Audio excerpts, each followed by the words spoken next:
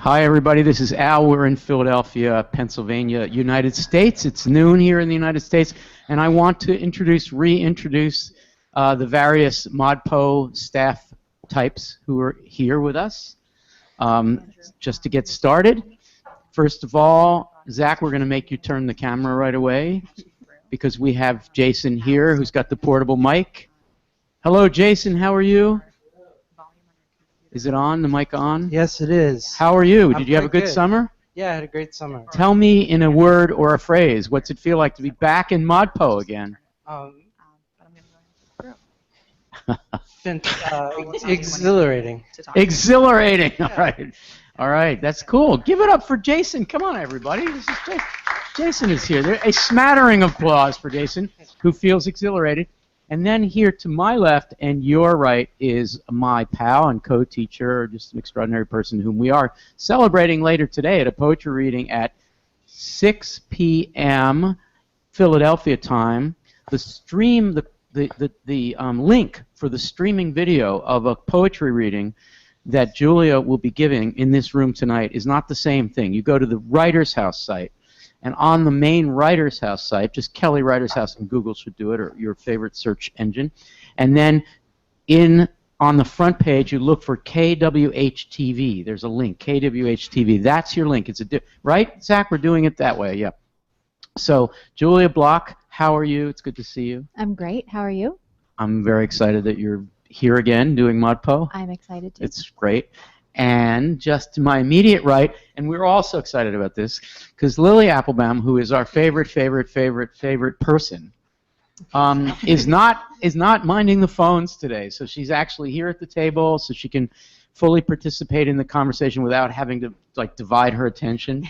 And so, Lily, hello. Hello. It's really great to have you here. I'm excited to be in the front of the table for the first time, I think. Yeah, it's really great. And we're happy to introduce a new TA. He is a University of Pennsylvania student. He's already a favorite. He's a poetry guy. He's a poet. And his name is Carlos Price Sanchez. That's correct. And let's say hello to Carlos. Come on. This is so great. Yesterday, Carlos and Anna and I recorded 2 new videos for ModPo Plus. In fact, 2 of them, I think, are for next week. Or at least one of them. Right, Zach? Anyway, they were great. Carlos is a star. We're so happy that you're here. Okay, now, joining us in Google Hangouts, we have, from Chicago, sporting a new mustache and something of a beard. Did I say that the wrong way, Max? I think I did. Max McKenna from Chicago. Hello, Max. Hi, Al. How are you? It's great to see you, man. It's great. You have some more interesting things in the back of your apartment this year. It's the exact same things. Oh, okay. All right. 2 posters. It hasn't changed. I guess I'm the one who changed. Coming from Bard College at the Institute for Writing and Thinking, a dear friend of the Writer's House, a wonderful poet, and she is a co-curator of the Teacher Resource Center of ModPo and a good pal. And that's Erica Kaufman. Hello, Erica. Hi, everyone. How you feeling about all this craziness? I'm super excited. Oh, that's great. And from New Haven, Connecticut, at Yale University, our favorite, the smartest person in Connecticut at this moment. Oh, God. Including a whole lot of very interesting people. I just insulted a whole lot of people. Anyway, that's Emily Harnett. Hello, Emily. Hello, Al. How are you? It's great to see you, even though in this mediated form. For sure. Sure. And now in Massachusetts, at graduate school, studying philosophy. I'm not sure why, but it's a great thing. A philosophical guy, Dave Poplar. Hello, Dave. Hey, Al. How's it going? It's good to see you. And Angela Hume is with us from, where are you, Angela? In California? Hi, Al. Hi, everybody. Oh, I'm in Oakland, California. You're in Oakland. Hello, Angela. Now, Angela is one of 2 brand new teaching fellows, ModPo teaching fellows. And Julia, do we have like a sentence-long description of what those what that position is? Yes, so we have 2 teaching fellows joining us this year, Angela and Caroline. You're going to see them a lot in the forums and hear from them at the webcast, and they're basically helping us figure out new ways to bring ModPo into the live classroom and support teachers who are doing face-to-face work in real classrooms at all levels. I think Caroline is actually thinking about kindergartners, and Angela works, Angela and Caroline both work at the university level, but we're thinking about different ways to reach teachers in all kinds of settings. So for new ModPo people, you're scratching your head wondering how this thing, an introduction to a kind of survey introduction to modern and contemporary American poetry, has evolved so quickly into an initiative that's trying to help teachers at all levels introduce this kind of poetry. This kind really begs the question, this kind of poetry. Poetry that seems difficult, poetry that's challenging, poetry that's not necessarily narrative, poetry that's not straightforward. I'm not sure what it is. We're going to spend the next 10 weeks talking about what that is. So our goal is to make it not simply an elitist MOOC. Is there such a thing as an elitist MOOC? I guess there is. But we really want this to be an outreach project. So we have a lot of changes in store in the next year or two. We can't wait to tell you over the next 10 weeks. We're not going to do that now. I just want to finish the introductions, then we'll get started with your questions. So we have here, sitting at the phone, a pal. She's back in Philly after some time in Boston. And, of course, that's Anna Strong. Can we get the camera on Anna? Hi, everybody. Hello, Anna. How are you? So Lily's happy and you're happy because she's here at the table and she doesn't have to deal with the phone calls, and you're doing the phone calls, and the number is 215-573-9752, 215-573-9752. So it's hard to get through because there's always somebody on the line, but we only have one line. I guess we'll graduate to 2 lines. Chris Martin, can we do 2 or 3 lines? I don't know. The phone banks are open.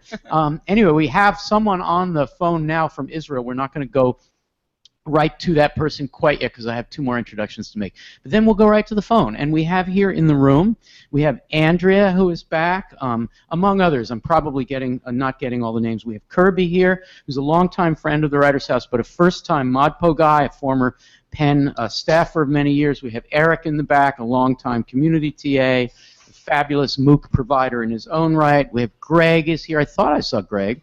Maybe he's not in the room.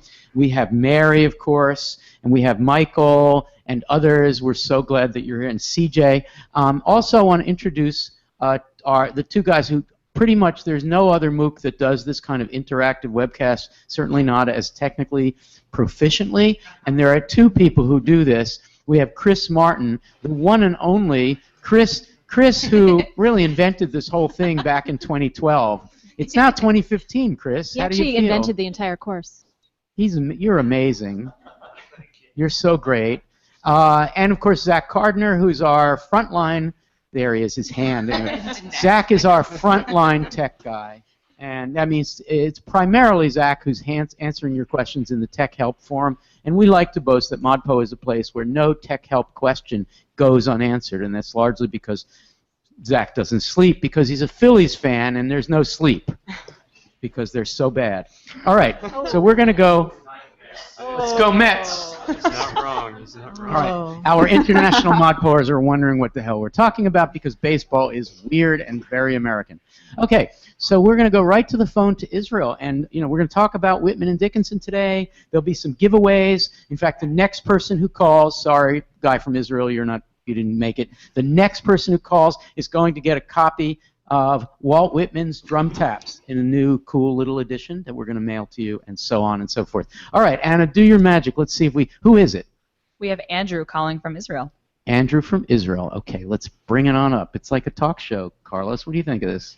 I don't know. I'm still kind of gearing up. This is my first time. All right, get the man some coffee. Yeah.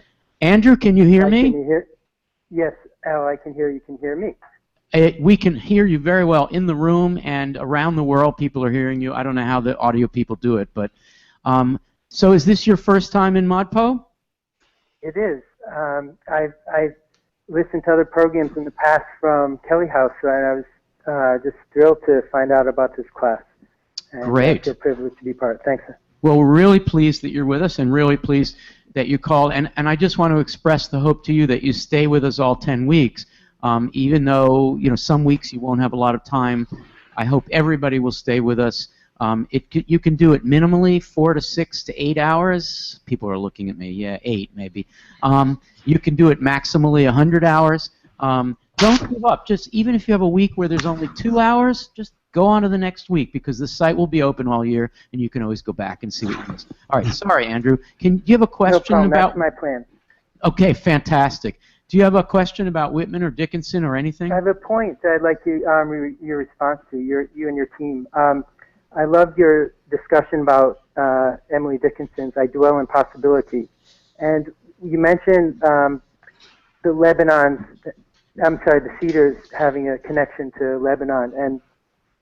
And that's what came up to me is that the Psalms, which I believe that Emily Dickinson was very attuned with and very learned about gospel in general. And in Psalm 92 and 29, the Cedars really resonate, express a lot of power themselves. So with the chambers being mentioned to be as cedars, for me, it's already linking to the mysterious nature of the divine. And I wanted to know Yeah. kind of bringing in the... Great. I think it's pretty clear that Dickinson knew her Psalms. And we've lost visual contact with people but they're there. Are they there? Okay. So I'm going to ask anybody near a microphone would like to comment on Andrew's suggestion that maybe of chambers as the cedars does refer to the Middle East and to the Psalms. Anybody have a thought there? Dave Poplar, do you think that's plausible? Sure, I definitely think it's plausible. I just think that sometimes we have to be careful with biblical interpretations. I mean, clearly she was extremely well versed. I think she studied in seminary or something like that for a while. But there's so much in the Bible. There's so much that can be taken in so many different ways that you can almost take any poem whatsoever and put a religious gloss on it, a biblical gloss on it. So I think this certainly could support that type of interpretation for sure, but I don't know if that's exactly what she had in mind. Andrew, can you say how it helps you to understand that line? Yeah, and first I agree with what was just said. I was more thinking that she might have been bringing the mysteriousness of like the idea that the cedars convey more than just height. So that to me, I had this image of this room that has no ceiling, or the heavens as the ceiling, as that it just made this great power brought into her house, this house. Yeah, I mean, I think, as I recall in the video, I simply suggested that the cedars was a reference to the tallest, the end stage, right. End growth. So in the New York State, here in the continental U.S., it's the hemlock. Here in this area, it would be the oak. Out on the West Coast, it's going to be the redwood, and in the Middle East, it's the cedars. I assume that was the reference. But you may be bringing in something else, something more. So that's pretty cool. Thank you for the question. Thank you. And thanks for being part of ModPo. Stay with us and call again sometime. Great. All right, fantastic. Thank you, Anna. So do we want to does somebody want to maybe, Lily, suggest how people can participate in this other than the phone call? Oh, you mean in the webcast? Yeah. So we have a sub-forum or a forum for discussion forums, and then a sub-forum with live webcast sessions. Mm-hmm. Is that right? Yep. So you just go into the thread for that particular webcast, and then you can post your question. We'll do our best to hopefully answer it, but others who are watching the webcast can go to that forum as well and maybe get a discussion going. That's sort of almost like live tweeting the webcast, but not really. But so you're using the discussion forums the way you normally do, but yes. In this case, and there's a lot of discussion there, and Julia is looking at it. Is there anything interesting that we should point to? Yeah, there's a question that I think would be useful to go to that Nicholas McLaughlin posted, and he simply asks, what is the goal of close reading? And he says, when I read prose, my goal is to understand the communicator, And Nicholas, I understand you just be saying your goal is to understand what the writer means or what the writer's trying to say. Right. Do we approach poetry in the same way or in a different way? So what right. what are we doing when we're close reading poetry? So I want to ask Erica, Max, and Emily in turn to respond to that very general question. What is the goal, I think what the question was. Who is it? This is Nicholas. Nicholas. All right. In any order, Erica, Max, Emily, what is the goal of close reading? I think that in the context of poetry, the way that I think about the goal of close reading is to really think about how language is working. And what I mean by that is like beyond the piece as a whole, really honing in on individual words as material objects and thinking about the way that they're functioning in the space of the page, in the space of the poem, etc. Yeah. Thank you so much. Max, you want to take a shot at that? What's the goal of close reading? Yeah, I agree with Erica. Actually, I was going to say that for me, close reading is about finding everything other than the author's intention, quote unquote. Really? Yeah, I think that's actually part of it. I think that the close reading actually helps to explode the notion that we need to discover that the author is communicating, some sort of secret thing that we need to kind of uncover. But rather, we can do, as Erica said, we can see the way that language is functioning in a sort of broader context, in a social way, political ways. It helps us to kind of deal with lots of the baggage that is built into the language and lots of the baggage. So what you're saying here leads to all kinds of controversial things, but let's just try one of those. So you're implying that what the author intended is one thing, but what the poem means could be another, and our job is to explore what might be called the signification unconscious, something that the creator of the words may not have known the thing could mean, and our job is to explore something like that. And I use the word unconscious deliberately so that we're getting into the realm of analysis of texts to find out what the writer may not have wanted us to know, etc. Exactly. Yes. Just to throw repression and suppression in there. I'm getting an affirmative look from Eric Weinstein in the back, which means that I'm appropriately going into the realm of analysis. You're approving it. Wait, you have to get a mic. Hang on, Max. Here's Eric. There's so many ways to talk about this, and there's been a lot of critical. Are we hearing him okay?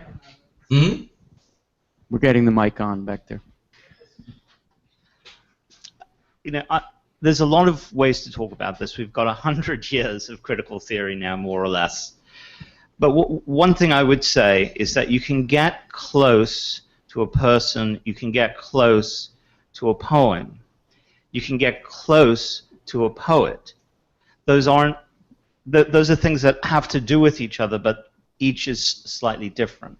I can get close to a poem and its rich field of possible meanings without necessarily having to make the effort to figure out, what was the author's intention here. Yeah, and I don't think Max he just put that in as one of the many possibilities. I think the two of you agree. Max, do you want to do a follow-up before I turn to Emily? Yeah, I like the idea of, of the unconscious that you used, Al. I mean, it's a good notion. I think it's a useful one. I would resist it a little bit personally, but yeah, I think it's an important thing. I think the great thing that close reading helps us to do, especially in this first week, and when people are first coming around to the idea of what close reading is and what it can do, is to get away from this notion of intention. I think on the author's part, that it's not a guessing game. It's not detective work. That there's actually more meaning that we can draw out together collaboratively and bringing in sorts of other texts, other contexts, other ideas, and getting away from the idea that something is being communicated biographically or something to us. Great, thank you. Emily, following that, is it possible for the activity of interpretation, of close reading on the part of the reader itself, does that activity itself possibly create new meanings on top of everything else? Well, Well, yeah, I think that's pretty much the work of close reading, right? Which is teasing out all of the polyvalent meanings, all of the conflicting and contradictory meanings. Right, and close reading implies rereading, which often, I think, within this practice implies something creative, some creating a meaning that may not have been there before, may not have been located before. So it's possible that the activity of close reading is creative in itself. Yes. I'm just summarizing what you said. Angela, can I turn to you and ask you, as from a teaching point of view, since this is the first week of ModPo, and a lot of people, thousands of people, are watching us do close readings, and there's really no moment where the teacher gets up and gives a definitive answer to what the poem means, which would, if that were the case, it would be cried, I think, by a lot of people. But can we talk, and I guess Julia should follow this up too as a teacher of this stuff, can we talk a little bit about resistance? Either students resisting close reading or readers resisting close reading. There are many reasons why you would resist it. One is, hey, just let the poem be itself. Why should we work so hard at cracking it, etc.? Can you talk about resistance, Angela?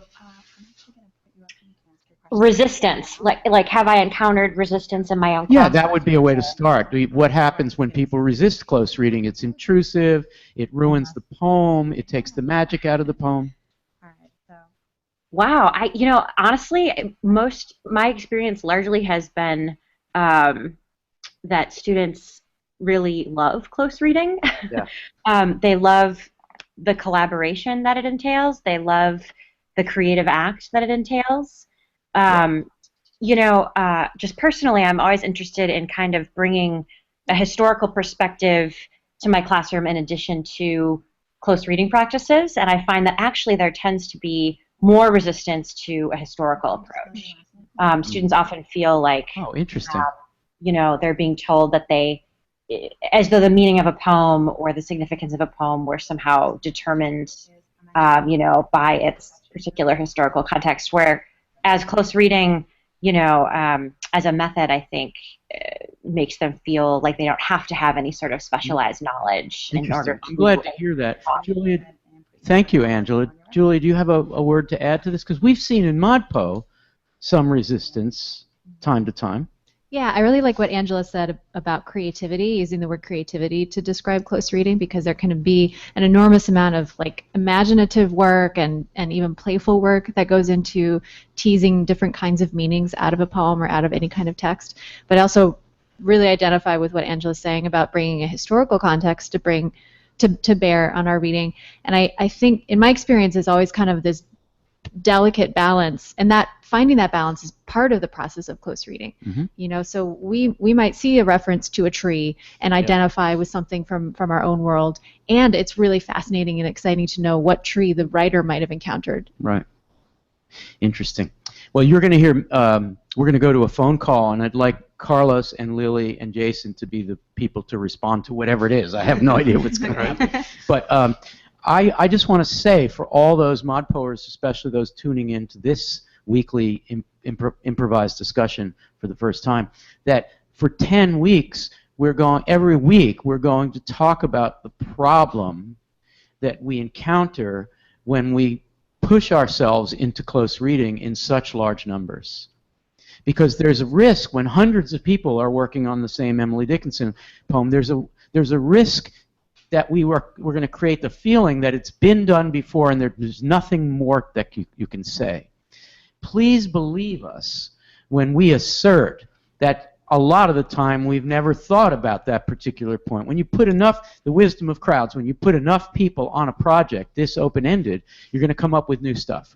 If it weren't the case, a lot of us wouldn't be doing this time and time again. In fact, the MOOC would be a classic MOOC or a standard MOOC where we would just have set-piece discussions and no interaction because nothing more needs to be said.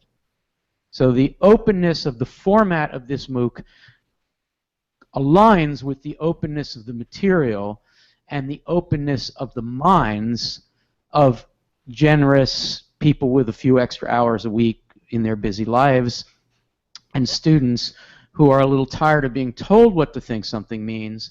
And the risk of that is we're going to say a whole lot of things that strike people as impossibly complicated and unnecessary and superfluous. Up with superfluity. Is that the word? Superfluity. Superfluity. Terry Jude Miller just wrote, "Isn't creating new thinking what Whitman meant about destroying the teacher?" Oh, man. Terry said that? Terry said that. So Terry did something meta-pedagogical. She found the piece in Whitman where Whitman said, I want to destroy the teacher. And in the analogy there, it was Whitman saying, I'm a mentor, but I have to be destroyed in order for my mentee to flourish. And that's sort of what we're trying to reproduce, which is hard to do, but in a worldwide, global context can be done because you get so many perspectives. Anna's laughing at me because she's heard this passionate plea before, and she's thinking about the person on the phone who's been holding on. No, I'm not laughing. That's awesome. That's in a nutshell, huh? No, that's why you amazing. keep coming back. Yeah. Thank you, my friend. That's very nice of you. Oh, whoa. Okay, Anna, who's on the phone? Because this is going to be Carlos, Lily, and Jason responding to whatever it is. Yes, we have Martha calling from Madison, Wisconsin. Martha! Is she on? She is. Yes, Martha, hi! Hi, Al. How are you? Oh, it's great to hear from you. Are you rabble-rousing out there? Oh, my. I would say it's in a rubble out here. Oh, I'm so sorry what's happening to the University of Wisconsin. Yeah, Martha's a definitely University too. of Wisconsin avid person, a community person. When I was out there in Madison in November, maybe, toward the end of ModPo last year, we met. It's great. You're such a good ModPo person. Thank you for calling. All right, We lost Jesse, who was doing the moocs here. Yeah, cool. But that's a longer conversation. Yes. But, So what you're gonna do is ask a question, and Lily, Carlos, and Jason are gonna answer. Make it a doozy. Okay, I have two couple of things. While I was waiting, the first question you've already dealt with, which is the historical context. Okay. I Can was we going to bypass that and go to the second one? Um, Okay. I was going to carry it further into Whitman. When you look at words like the driver, the immediate thought would be cars, which of course meant wagons. And Are you other referring sorts to of the things. blab of the pave canto, the driver? That's right. Yeah, Yeah, that's right. good. And it's a couple others. What number is that, anybody? The blab of the pave. I'm not sure, but I saw it again this morning. I think in 46. We'll get it. You think it's that far in, 46?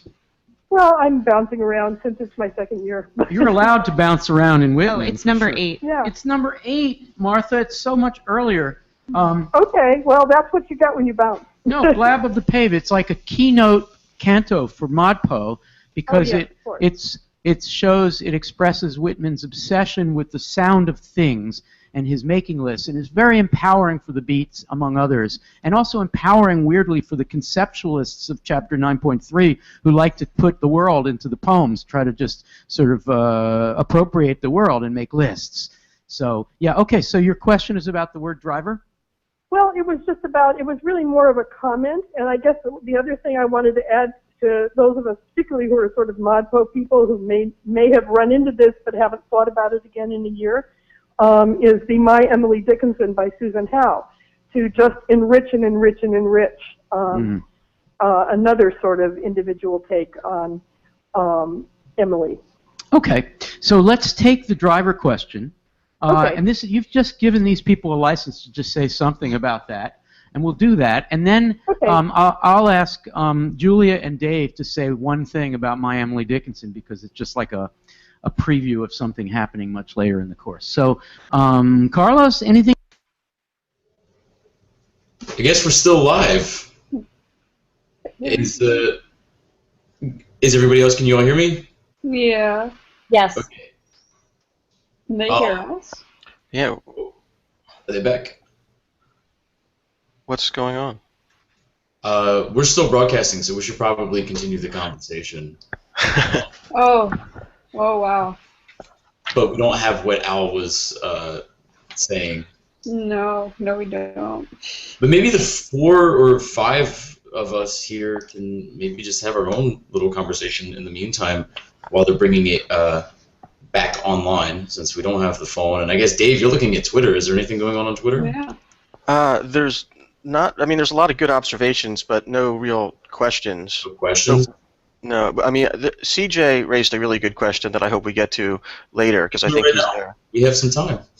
Well, I wanted him to ask it because I think he's live at the writer's house for it. But his question was just about how meta poetry can seem inherently kind of arrogant, just by insisting on itself so much.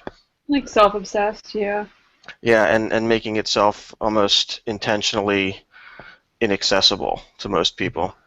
And sort of parading itself as this is the greatest way to knowledge and truth more than anything else. So, I mean, I do hope we get to address that. Where was that question, Dave? He posted it in the forum. Okay. And he also did a tweet about it where I first saw it. But, yeah, his thread. Yeah, can the conceit of metapoetry avoid becoming poetic arrogance is the name of his. Mm-hmm. So I think it was a pretty good question. Should we talk about it? Go ahead.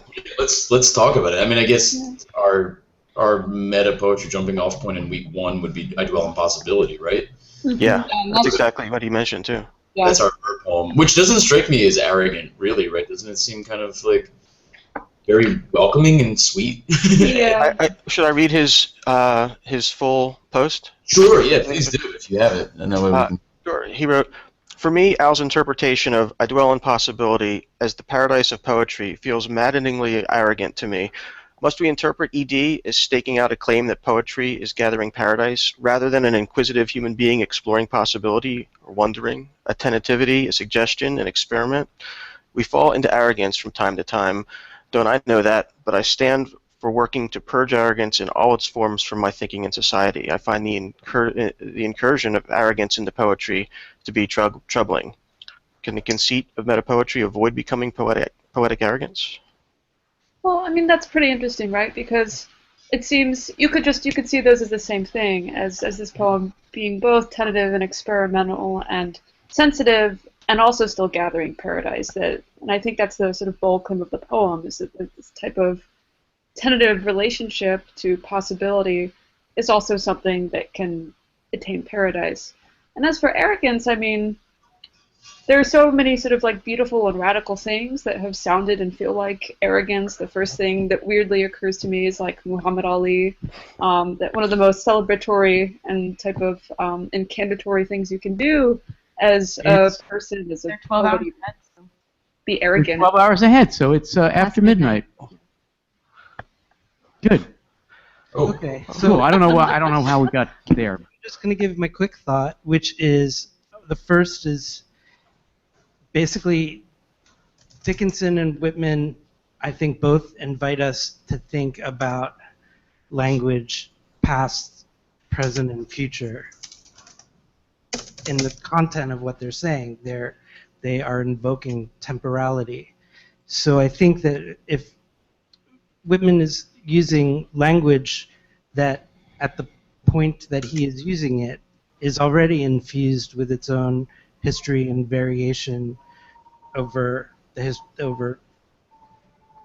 centuries of English, and Whitman is also certainly interested in the and what the future will embrace, and he embraces that. So I think that at first I think of, I just read an article about how many tons of horse manure would have been on a city street. I did. So what's it I like rewatched this time? The videos and everything. It's great. So I came into ModPo 1 as a Dickinsonian. I loved kind of her badass introversion. I liked the fact that Badass introversion? Yeah. So I liked that she was sort of the champion of introverts, but also had this really volcanic power to her. And then I entered ModPo, and all of a sudden I'm a Whitmanian, because ModPo is just this open, explosive blab of the pave, poetry everywhere in the ugly corners, and so I kind of went to the Whitmanian side, and now I find myself kind of settling back with Emily again. I just kind of, it's always new things, always interesting things that I'm finding in her, and I'm loving the ModPo Plus section too, because that's just new things to uncover, and I love the fact that people have used this a lot in the forums. You know, it's unwrapping. Everything with Emily is about unwrapping and opening, and it's not as right there and in your face as Whitman, but it's great in its own way. We are back. Okay, so can you keep sending signals out there? Anybody, Dave, what's Twitter like? What's going on with Twitter? Hold on, I was a little bit distracted. Okay. Take a couple seconds. Dave was on Etsy while we were down. Dave, hold on a sec. You take a look at Twitter. I just want to follow up on what Andrea said. So, Andrea suggested in her comments, one of the things she said was that we tend, when we look at Dickinson and Whitman, who are both experimentalists and radicals in their time, but different kinds of radicals, and there are moods, there are years, there are phases of life when one is more Dickinsonian than Whitmanian, just to keep that false dichotomy going, because we clearly have them both.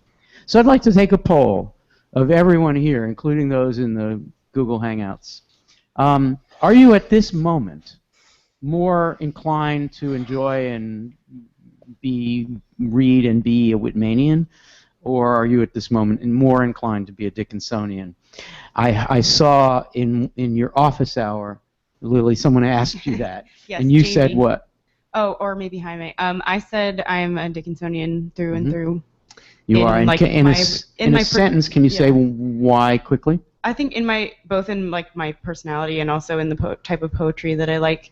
I like there to be a lot of space where people can choose to come as close or stay as far away from the text as they want at a given moment, and I find that difficult to do with Song of Myself in particular, and other of Whitman's work. I like to. I think I phrased it something like I like to retreat to a spareness of words after. It's not that I don't like to be around people, and I'm deeply interested in people's relationships, our relationships with the world, but I like to be able to get there when I want to be there, and not just be sort of gripped and. Well said. Thank you, Emily. Are you today a Dickinsonian?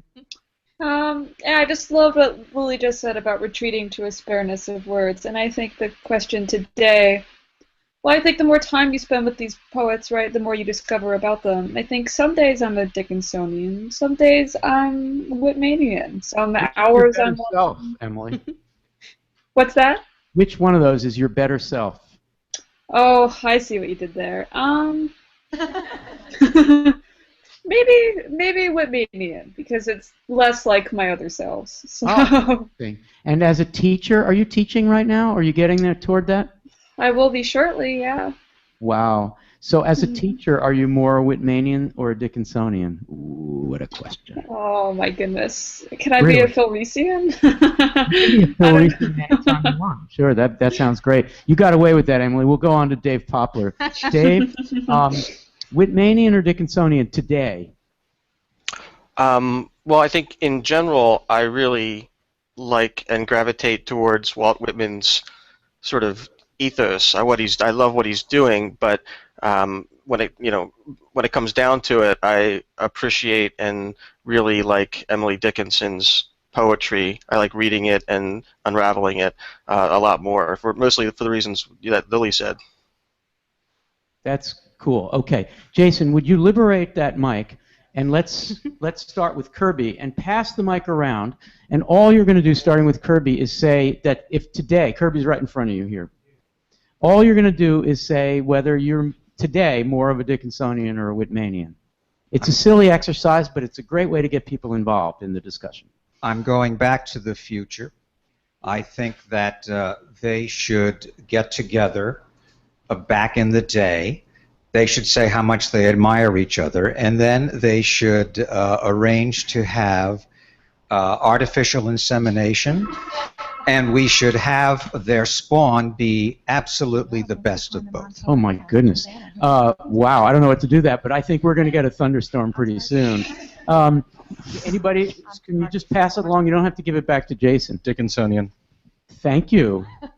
That was precise. Quick with that Eric, answer. you're adamant about that.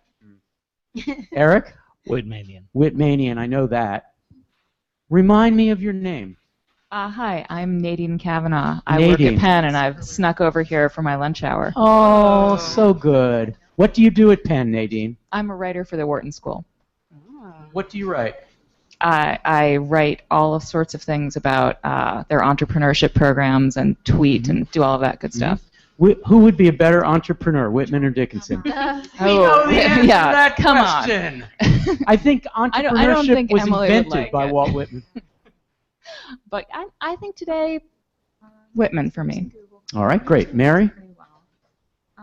I'm a Whitmanian in the morning and outside, and I'm a Dickinsonian inside and at night. Very so nice. we're kind of in the middle right now. I love it. Let's go finally to Michael, and then we're going to go over to Anna. This summer, I actually went to Emily Dickinson's house in Amherst. I'm an expert now because I took the 90-minute tour with a docent who told me all about it. But yeah, today, Dickinsonian. Also, I got a book of hers, which is a bunch of envelopes that she opened up and wrote on. Yes, it's called, Julia, what's the name of it? Those are the fascicles. Yeah, but what's the name of that book that came out recently? Oh. The Something Nothings, the Beautiful. Gorgeous Nothings. Gorgeous Nothings. Yeah, Yes. highly recommend it. I'll bring my copy in next time. The new part to it is actually some of her lines, they seem designed to fit as the Yeah, envelope absolutely. was shrinking Yeah. or Yes. expanding. Yes. She wrote her Yes. lines to match. So this is, and you can give the mic back to Jason because we're going to switch to another question, but as a kind of advertisement for something that happens at the end of the course, in our last week, our week 10, we encounter a photographer. She thinks of herself as a photographer poet, Erica Baum, B-A-U-M, and she photographs words, mostly printed and not written words, handwritten words, in a way that reminds me of the Gorgeous Nothings. So that her book Dog Ear is a kind of, when I got the Gorgeous Nothings, I thought this is what Erica Baum was hoping Dickinson would have been all along. So a plug for Erica Baum as we're going to get there. So 215-573-9752. So Carlos, this ridiculous binarism that we've created between Whitman and Dickinson, it's unnecessary, but is it edifying for you as someone who's new to ModPo? To see them split? Yeah, to see them contrasted in that way. Yeah, for sure. I mean, I think it's interesting, especially from, or at least for me, from the perspective of a poet and writing. Yes. Looking at the different sort of styles of each of them, and sort of what they're trying to accomplish with their styles and what it evokes. So yeah, I think you guys have picked two very interesting people to contrast, and I think it's worth doing. Great. Erica, Dave, and Angela, can we start to generate a list of differences, distinctions in modes and styles between the two, if only as a heuristic device? We've done this a little bit in ModPo. We did it in maybe the final videos where we compared Dickinson and Whitman, but it might be good to do this now. And we're going to open it up to anybody, and even if you don't have the mic, you can shout it out. So, but we'll start with Erica. Can you create some distinctions? I mean, I would start with the traditional differences, outdoors, indoors, extensive, intensive. Do you want to do a few more that you think are worthwhile, maybe as a teacher? The blank verse versus more tightly constructed stanzas. The way Dickinson uses capital letters versus Whitman's more traditional sentence structure. What do you want to do, if anything, and you can pass this along to Dave if you want, Erica, what do we want to do with the whatever about Walt's approach could be called masculine in a 19th century sense or otherwise, as distinct from Dickinson? Want to touch that one? Is gender and sexuality related to discussion of their differences? I mean, I think it's related to thinking about Whitman. And I mean, I think that gender is a part of the way that Whitman's verse is so all-encompassing and expansive. Mm-hmm. Because he feels like he can take on this voice of everyone and everything. There's a set of assumptions he makes about reaching out. There's a bit of manifest destiny in there. Yeah.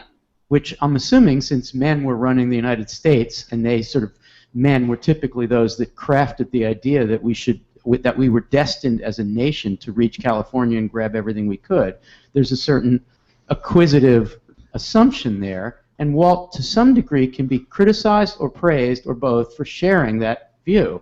Right? He just loved the idea of lying down on the ground and looking all the way to California and figuring his imagination could stretch that far. And I think Emily Dickinson, faced with that, would say, what's the point of that? There's so much going on in the imagination.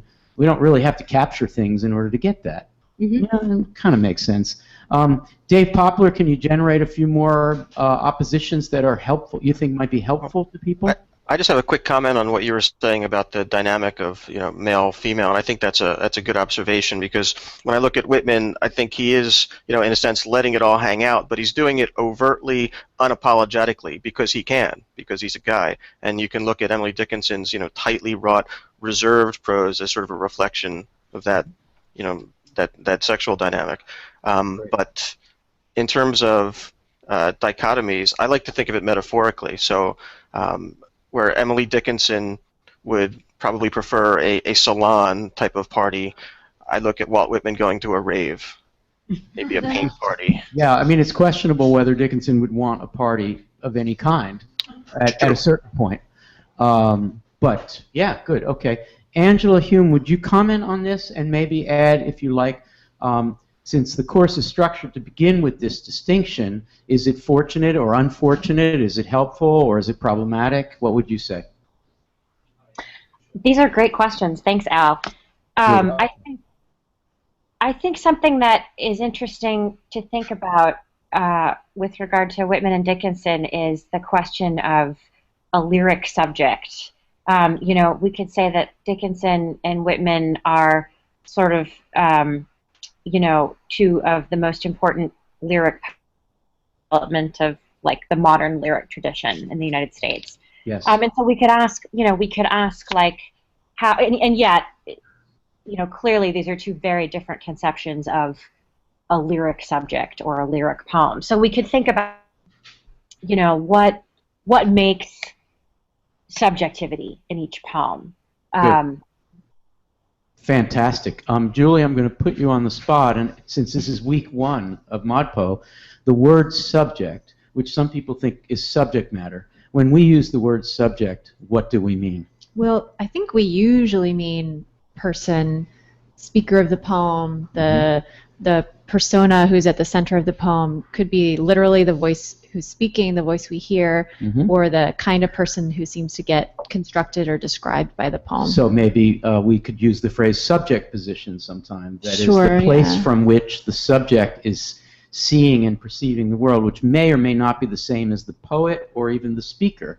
The poem may have a subject position, creating a subject that is not necessarily the speaker. So it's a complicated concept. And the poem may not appear to have any speaker at all, or maybe resisting Right. the idea that there's a speaker. And more ModPo poems, this might be the way to put your finger on what's different about this so-called experimental poetry tradition arising from Whitman and Dickinson and others, and other traditions that are moving through, and that some ModPoers miss.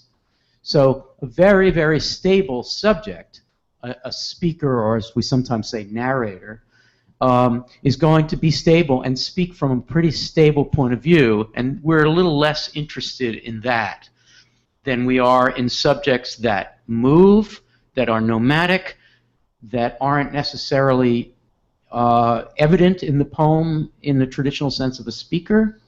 So the lyric I, as Angela was suggesting, is an extremely complicated one, and I think many of us would say is more complicated in Dickinson, at least in first view, than in Whitman. Because Whitman, at first. Yeah. And can we say what happens when Whitman's I gets complicated? Because it seems to be Walt at first, whereas Emily's I seems to be, we don't know. Yeah. Right? I mean, one of the big things that happens with Whitman's I is it becomes multiple. It's more than just one eye, and he tells Yes. us that explicitly, or his speaker tells us that explicitly in the poem. Right. So he says, what I assume, you shall assume, and that's the invasion of one subject into others, so it's a little creepy to have your subjectivity invaded by Walt's. But then, when things really get exciting in Walt, you realize that he believes in intersubjectivity or shared subjectivity, and at its best, it's communal and otherwise. At its worst, it's him telling us who we are. Lily, you want to comment on that? And then let's get the mic to Eric. It'll have to be brief, and then we'll move on to another topic. Just sort I of was quick, about to say maybe, subject.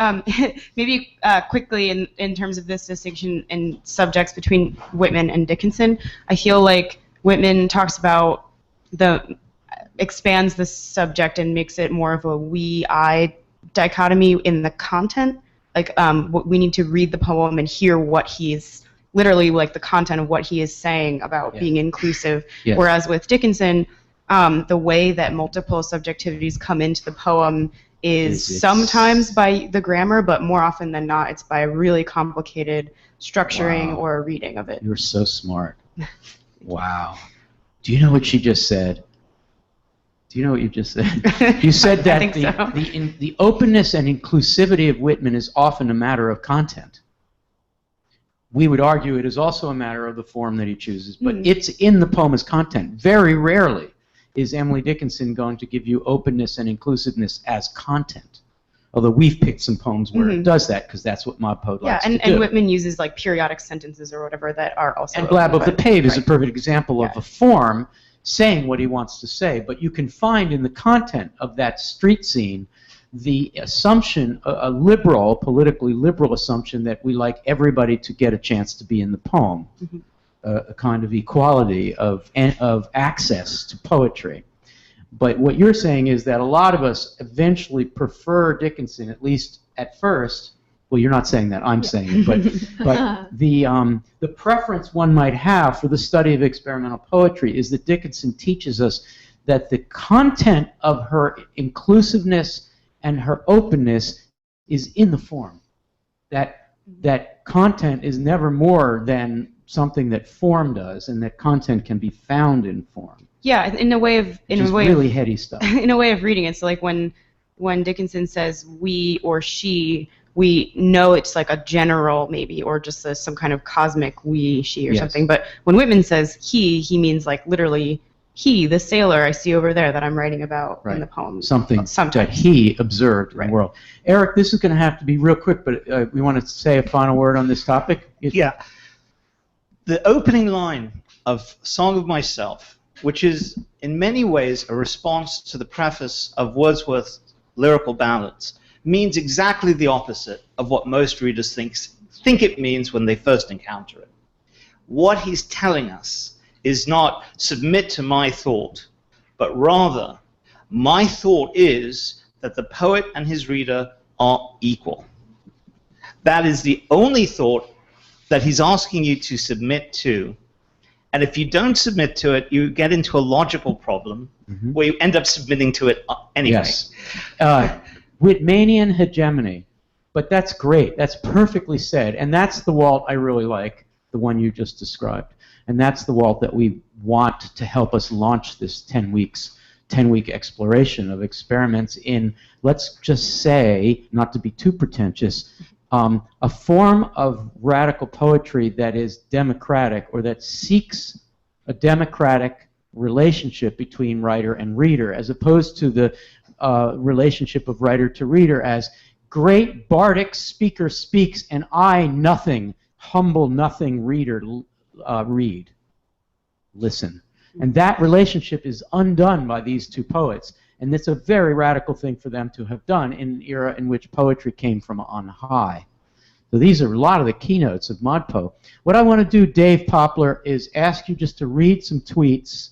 So unmute yourself, unmute thyself, and read some tweets. I mean, I just want to hear some tweets. Then we're going to go to CJ with a question, and we're going to wrap up. And we're going to be done by 1/4 the hour. So this will have been a 1 hour and 15-minute webcast with a 10-minute down dark time. But you know, intermission. Okay. And by the way, it wasn't our fault. It was Google Chrome, right? Google Chrome. Down with Google Chrome. Up with ModPo. Of course, if I said that, not only are we Why going to would get you a say that? thunderstorm, Yeah, we're gonna go but dark in a the second. people at Chrome are very mad. Yeah. Okay. All right, Dave, how about some tweets? I like what Mary Armour said, that Emily Dickinson is all about, quote, unwrapping. I like that. That's Mary in And- South Africa. And CJ Amor. CJ tweeted something before the How could he do that? He's here. before the webcast, Oh. and he posted to the forum about this, and I think it was a really good question, and it was about generally how meta poetry can really come off as arrogant for sort of insisting upon itself, and the TAs discussed this when we were down a little bit, but I would love if CJ could, if he's there, if he could, pose that question and people could talk about that Great too, because I think it's a question. good question. Other tweets? You got any tweets? Most of them are just very good observations. Well, read a few. Mary Armour also said intersubjectivity and the communal numerous self in Whitman. And what else do we have here? Lucy Waterfall, fascinating that Emily wrote to the shape of her envelopes. Yeah. Yeah, that's great. Lucy, you're doing a great job in the forums. I think this is Lucy's first time in ModPo, but she's great. Really enjoy her. Dave, just read some. What's hard about this? Okay, temporary glitch. Good to see Max taking control. Good to see Max taking control? Yeah, when we were offline, Max took the reins and we had a little discussion about CJ's question. Wow, wait, pause for a second. Max? Yes. Are you a take control type? I can be when I need to be. I think when you get your PhD, I think you're going to go immediately into the dean's office somewhere. Well, if I get that PhD, yes. Oh, man. I would love to make all that money. Will everybody in ModPo, this is tens of thousands of people, will everybody please help Max write his PhD papers and all that stuff so he can get this done? Or would that be plagiarism? I don't know. I they care about plagiarism. Crowdsourcing. Crowdsourcing. Crowdsourcing PhD, right. So this man, Dr. Max McKenna, stands on the shoulders of thousands of people who helped him earn this PhD. And then he became dean, and then he bought Google Chrome, and it all worked out fine. Thank you. Back to Dave. More tweets. Kevin Ryan said, love the interaction, makes it special. I've done a lot of MOOCs and very few are good. This one is very good. Who said that? Kevin Ryan. Kevin Ryan. And All right. Delos Reyes said, close reading makes us pay attention to our visceral reaction to poems. Good. Two more, please. Somebody named Erica Kaufman quoted Whitman. I love the quote. He most honors my style who learns under it to destroy the teacher. It's a great quote from a teacher. Can we pause, Erica, since you think about teaching a lot, in fact, all day, I think, would you tell us why that particular idea of Whitman is so appealing to you? I think ethically and politically it's very appealing to you. Well, we posted it in that minute because we were talking about it. Someone had asked a question that referred back to the idea of whoever is, he most honors my style who learns under it to destroy the teacher. But it's also, I read it as a pitch for student-centered teaching and really empowering the student instead of a more teacher-centered classroom. Could a student empowering pedagogy or teaching actually work? What happens to the teacher when the teacher decenters herself so successfully? Marvelous things happen. Oh, yeah, I agree with you, and I'd like to explore this more as we go on. And this is, if anybody is looking for a pedagogical philosophy of the Teaching Resource Center, that may be it. So go over there. You just have to, on the left side of any page, you just have to click on For Teachers. You can also join the teachers discussion forum. And I don't believe, Julia, that if you're not a teacher, we're certainly not going to tell you. No, the forums are totally open to anyone who wants to read through them or ask questions. Not the best place to ask questions of us teaching staff. There are other places to go for that. But yeah, we've got videos about teaching. And we've got lots of great discussions, sample lesson plans, a teacher's version of the syllabus. It's open to everybody. Yeah. Thank you. Okay, CJ, let's get the mic to CJ. Who's got the portable mic? Jason. Hello, CJ. You're a superstar. You tweet, you multitask, basically. You're here. I write better than I speak. That's okay. I'm sure you're going to do just fine. Do you have a question for us? Or just a comment? Well, I can't quite remember exactly how I worded it, but the meta-poetic interpretation of I dwell in possibility just rubbed me a little bit wrong. It felt too poetry as paradise. Instead of a wondering, an inquisitiveness, a curiosity, that, you know, I just find it hard to imagine any human being. I'm going to sit down and write this poem to say how poetry is fantastic, rather than maybe I'm going to sit down and wonder, what can I do with poetry? Mm-hmm. What can I say? And so it just, you know. Great question. And it's been rubbing me wrong for 2 or 3 months since Andrea introduced me to the video. She afflicted you with a video, and it's been wormholing into your head for months. When I rewatched it, because now I'm taking the course because I don't know anything. My interpretive skills have been historically extremely weak. The last poem I wrote in 8th grade has been much talked about, but it has led me to not write another. Wow. I like you. Wow. This is exciting. Okay, so Julia, do you want to start in any kind of response at all? Yeah, I actually just want to read a comment from someone else in the course, Linda, who wrote, I've been thinking about the word dwell, never having analyzed a poem before. I find Dickinson's economy of words fascinating, and dwellers of the world are opposite of the seekers. Dwellers like the safe, the familiar, but Dickinson sees her own possibilities as limited by the doors, the windows, and in spite of being exposed to the heavens above her. So, Linda, I'm paraphrasing and maybe tweaking a little bit what you're saying, but there's something important about that word dwell that I think gets at what you're talking about, CJ, because part of the, even if we find the meta poetry in the text, part of what we do when we find that is we have to dwell. You know, it's not just about sitting down and finding the answer and then we go on with our lives. The dwelling has to be continuous and ongoing. So if we take the word meta-poetry out entirely, let's just say to the jury, you will disregard that any TA for ModPo ever said the word meta-poetic in relation to this poem. If you take it away, what do we have left? In other words, what is another way to say what we think that poem is about that doesn't refer to that insular-sounding, impossible-sounding, poetry utopia-sounding word? Lily, what's left if you just don't say the word meta-poetry? What's she doing? Well, if you think about the word dwell, as Julia said, also the word possibility, I feel like maybe often the word possibility gets a positive connotation, like anything's possible type. But for many people, it's like if you have anxiety of any kind, the term possibility can be terrifying. Like there are as many negative possibilities as there are positive ones. So it's almost, you could almost abstract it even further to just dwelling on existence. So dwelling on the realm of the possible, which is vast and terrifying. Actually, it goes up to the sky, has no limit at the top. It's continually like growing. It's here forever, like an old cedar. So I really focus on those two words, dwelling and possibility, both of which can have very positive and very negative connotations in the same word. Max, I'm going to put you on the spot. I'm sorry I didn't tell you a minute ago that you were going to do this, but can you do the same thing? Can you talk to CJ? Because this is crucial for this course. We want CJ to stay all 10 weeks, and we're going to do a lot of meta poetry.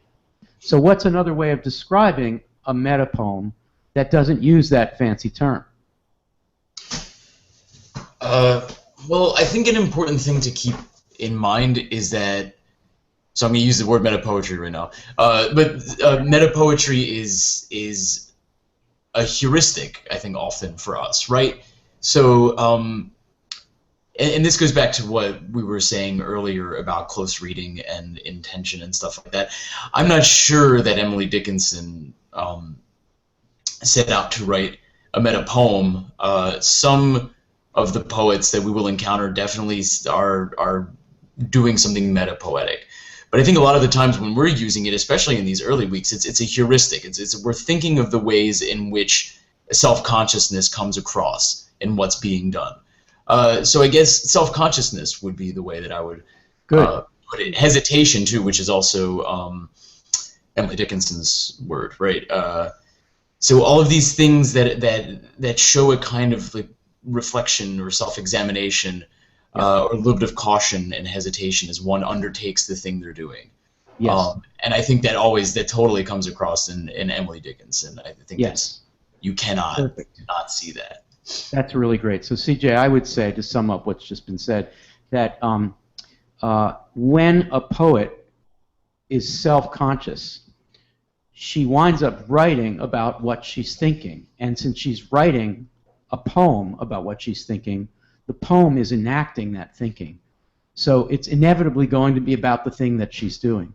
In the case of Emily Dickinson, since poetry was mostly what she did, she took some walks, she had a wonderful a set of epistolary relationships, some wonderful, some tense.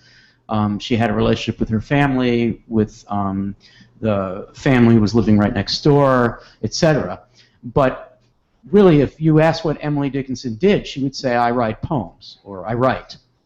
So that's what the poems are about, what she does, which is poetry. So I think I Dwell in Possibility is a way of saying, I'm a poet, I write poems.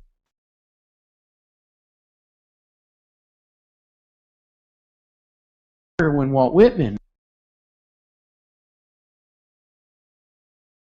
he runs around the world. He hangs out on a ferry crossing a river. And so meta-poetry is more of a big statement for him, whereas for Emily Dickinson, I think it's simply something that she does, not simply, complexly something that she does. Crucially, a definition of modernism, when we get to week 3 and we start talking about modernism, chapter 2, particularly chapters 8 and 9, those 3 chapters, modernism is defined. One of the aspects of modernism is self-referentiality. Poems are always saying, you know, by the way, I'm not nature, I'm poetry. I just want to warn you that you're reading a poem, and I'm aware that you're reading a poem, and I'm not pretending that it's not a poem. So in a way, that's meta-poetry. Thank you for the question. That was fantastic. All right, so we're going to do some couple of shout-outs and then some goodbyes and thank yous. A couple of shout-outs from me. I want to thank and say hello to Tiro Hanula, who is from Finland, who teaches creative writing at a folk college. I love that. Finland has places called folk colleges. It's the South Ostrobothnia Folk College in Finland. And he, Tiro, and all of his students who are in the equivalent roughly of a MFA program, what we would have here as an MFA, they're all in ModPo. And he's teaching them Finnish modern and postmodern lit, and they're studying U.S. modern and postmodern poetry. And so hello to Tiro and all of his students. We're so glad that you're here. And I cannot think of a better instance of how the Teaching Resource Center can be helpful than the way it's been for Tiro, who's using us as a curriculum. One more shout out and hello to Nancy Effrig, who is in her second year of ModPo, who has been helping her husband cope with pretty significant medical issues. She found that ModPo, just having this as a place to go other than helping out at home, has touched her deeply, she says, and made her day during challenging times. ModPo has opened up my mind, she said, during many challenges and provided a coping venue. Perhaps someone could look into ModPo as a resource to a therapy modality. As we read Emily Dickinson's poems about the brain, and even to poetry itself, as it has to change the neural pathways and redirect to other circuits, in quotes, causing one to pause and contemplate a different perspective. And she thanks Anthony Risser, who is a community TA, who is also a neuropsychologist, who's a Philadelphia-based guy and is a great ModPoer, and the two of them have interacted. And Nancy is basically studying the poetry as a way of understanding how she can I guess for lack of a better phrase, clear her head to try to get a new perspective, which is what we think poetry can do. And she refers into this hello to all of us, to an appreciation and respect for the power of poetry to convey what cannot always be expressed in other venues. And I think all of us think that poetry is a way of speaking about the less rational, the more surprising, the more improvised, and following what she calls neural pathways that are different from how we're supposed to behave traditionally and rationally. So hello to Nancy and to Tiro and so many others. I want to thank CJ and Andrea and Kirby and Eric and Greg and Mary and Michael and Nadine and others. Anna Strong, how did you like the whole thing over there, back there at the phone? Can we get a picture of Anna? She's still happy. Got my little setup here. This is good. She likes all of her hardware. And Lily is just happy as could be because she's up here. Carlos, thank you for doing this the first time. How was it? It's pretty good. Yeah? How did Carlos do, everybody? Yeah. Huh? Oh, thanks. It's very generous. Okay, we're going to be seeing lots of Carlos. Lily, you are the best. I always say that. Think so. This is true. You said, I mean, many good things, but that thing about form and content today was just a keeper. Thank you. And I think we should bottle that and make that a little clip, for ModPo Plus. Julia Block, Ow. what a pleasure, and Always. thank you for being a founder of ModPo. And I'm holding, Zach, a copy of Julia Block's book, which you can, any online book venue, I hate to say Amazon. Are we mad at Google Chrome and Amazon today? But you can, small press distribution. Yes. Is that just, you can just Google, you can go to your favorite search engine. Yeah. This is a non-commercial MOOC. We don't charge anything. This is a .edu, not a .com. Even though Coursera is a .com, we don't have a signature track because we don't want to charge anybody for anything. So this book can be gotten through small press distribution, or you can go directly to the publisher, which is Sidebrow Books, and it's called Valley Fever, and it is so good. I just reread it 2 nights ago, and tonight at 6 p.m. Philadelphia time, we're going to be having a reading, a treat. We're going to have a reading from the aforementioned Julia Block. And we have Erica at Bard up in upstate New York. Erica, how is it up there in September, in the autumn? It's pretty up there, but I'm actually in the East Village today. Oh, you're in the East Village. That's why there are books, because the Hudson Valley has no books, but the East. No, the Hudson Valley, we just have like deer. Deer, just like deer. Matt, Chicago, it's a windy city. It's beautiful today. Yeah, love Chicago in the fall. Good to see you. Good to see you. What are you doing? Are you teaching and taking courses, or just dwelling? Dwelling at the moment. The term doesn't start for another 2 weeks, but I will be teaching a class, yes. Great. Do you want to pitch the idea of Chicago meetups? Do you want to say anything? Yeah, sure. So our first official meetup will be October 14th. That's a Wednesday from 6 to 8 p.m. at the Free Range office in Chicago. So any Chicago people who are tuning in, the Free Range office is on the second floor of a building on North Avenue, just in Wicker Park, not too far from the Damon Blue Line stop. So Chicagoans will know where that is. Please RSVP. I put the link in the Chicago Meetups forum. This is to help the people at the Free Range office and also our collaborators, the Penn Club of Chicago, the Penn alumni. This is to help them keep track of who's coming and help them to get together some refreshments for us. So yeah, I hope to see any Chicago people who are tuning in right now. I hope to see you all in about exactly 1 month, 4 weeks. That's great. Thank you, Max. And do you want to just plug the idea of meetups in general? Why should people do meetups? They're really gratifying. I think it's always good to meet. I don't know. As much as I love what we're able to do online with everything, I think there's still something about an in-person meetup, about meeting somebody in the flesh, and getting to have a conversation with them and a cup of coffee. That's just awesome. So there's no reason not to say that massive open online courses they're impersonal, they're non-interactive, but they also say because the community is so far flung, nobody ever gets to do anything face-to-face. Well, we have about 20 people in this room. That's Philly. You're going to do Chicago. Lily and I are going to be out in Los Angeles a week from Saturday at 11 a.m. local time. And if you go to the study groups forum and look for Los Angeles, you'll see the information about that. That'll be fun. And Molly O'Neill is going to be there. And Paige Paulsine is going to be there. This coming Saturday, a bunch of us will be in New York City. Someday New York's going to be a really great town. I think Hemingway said that. I thought that was funny. Yeah, thank you. Someday this is going to be a great town. Said, Ernest Hemingway on Broadway, looking around, saying someday. It's at the Gross Foundation, the Chaim Gross Foundation near NYU at 4 p.m. Zach will be there. It's going to be a lot of fun. So do come to our meetups. I think I said goodbye to everybody. Thank you very much. Oh, and Jason, thank you, buddy. Really appreciate it. Beautiful set piece you did earlier today. One of those Zuzga-isms. Love Thank that you, name. Angela. And Angela, are you still there? Hello, Angela. And we forgot Dave as Thanks, well. everybody. This was so much fun.